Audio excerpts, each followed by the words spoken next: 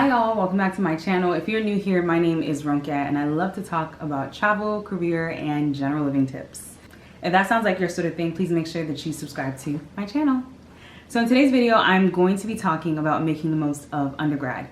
We are in that time of year where undergrad students are heading back to campus and getting ready to start either a new semester or just start their undergraduate journey overall. So I feel that it goes without saying that of course you have to study hard and work hard when you're an undergrad to do well and get your degree. But I feel that there are some things even outside of your study habits that will help you make the most of undergrad. So I'll be sharing those in this video.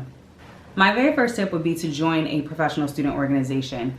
So when you're thinking about professional student organizations, you're thinking of things like maybe the Student Nursing Association, the Pre-Medical Society, maybe like an engineering student organization, or any sort of professional or academic oriented student organization. For me, I think this is important because these organizations tend to have a lot of resources specific to people who are trying to be in a certain profession or who are majoring in a specific topic. And so this is a good way for me, even outside of the classroom, to bolster your experience because you're getting some resources that you otherwise may not know of.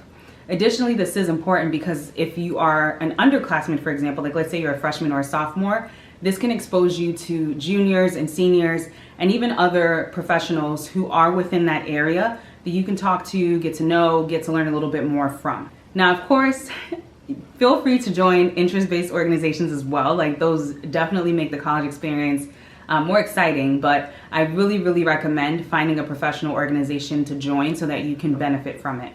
So for my second tip, I would say outside of the classes that you need to take for your major, try to identify things that are of interest to you and see if you can find classes in those topics. So when I was an undergrad, one of the things that I did is I decided to take a French class. I needed an elective and I really wanted to learn a language. Granted, I wasn't required to learn a language because I had actually completed my language requirements in high school for college, but I really wanted to learn French. And so I took a French course and I thought it was amazing. It helped me to gain some perspective of French, and I'm not gonna lie, for the couple of years after I took the class, I was a little bit more fluent in French than I am now, but it was something that I was able to do.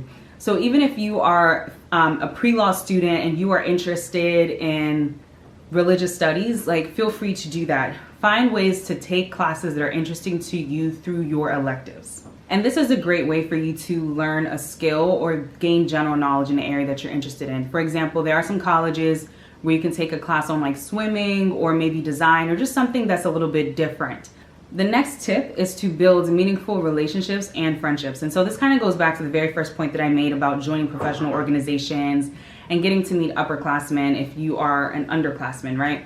I think college is a great time for you to build meaningful relationships and friendships because this is really you growing as an individual and being able to meet people that might be like-minded, people that have the same desires in life, people that might maybe even have the same background, whatever it is. I think college is a really great time for you to build your network and to build meaningful relationships. This is a great time where you are probably seeing a lot of people 24/7 or as close to 24/7 as possible, and it helps you determine if their values align with yours. It helps you to determine if you really relate with them that well, and so on and so forth. So I definitely think this is the right time for you to be building relationships. Please do not be that person that goes in and doesn't want to talk to anyone, doesn't want to make any connections. I really feel that on most college campuses, there should be at least one other person that you can connect with and that you'll be able to relate to. So do your best to try to find someone. My next tip would be to leverage your professors and their experiences.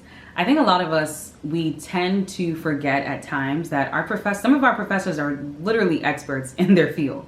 And so this is a great opportunity where if you have questions about the field or maybe you just want to get a little bit more information, this is the time that you need to go and talk to your professors and you need to build that relationship with them to benefit from whatever they have knowledge-wise.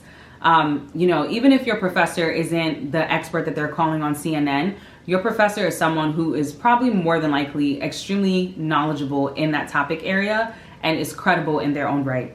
So use this time as well to identify professors who you feel are willing to help or willing to advise you, whatever the case might be, and leverage those relationships.